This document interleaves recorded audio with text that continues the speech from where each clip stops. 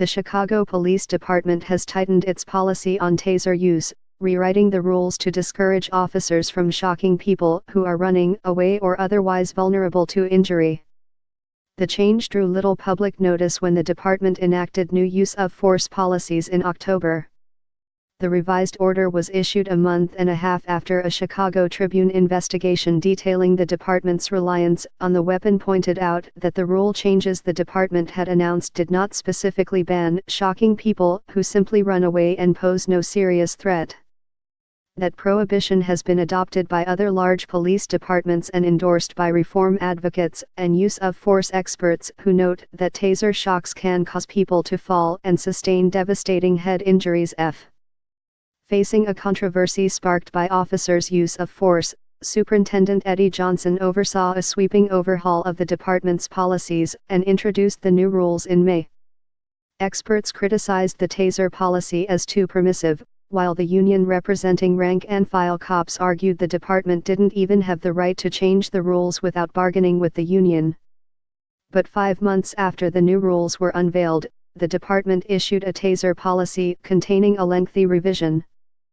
The order now includes a section that advises officers not to shock people who run away, are intoxicated or could fall and suffer a head injury. Among other things, the new language stops short of firmly banning taser uses under those circumstances but says that, when practicable, department members should avoid those uses.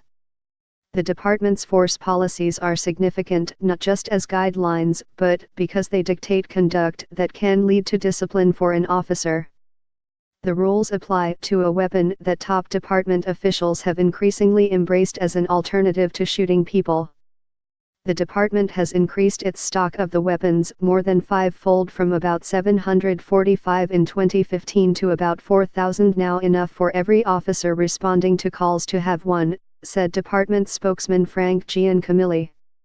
And the department plans to buy about 3,000 more in the near future, he said. The rule change is a step in the right direction, said Dominique Franklin Sr., whose 23-year-old son died after an officer deployed a taser while trying to arrest him for allegedly stealing a bottle of vodka from a downtown convenience store in 2014. Dominique Franklin Jr. fell and hit his head on a pole, suffering a fatal head injury. His father called the rule revision bittersweet, because it comes more than 3 years after his son died. He said he suspects little will change unless the department's culture also changes and discipline grows more reliable.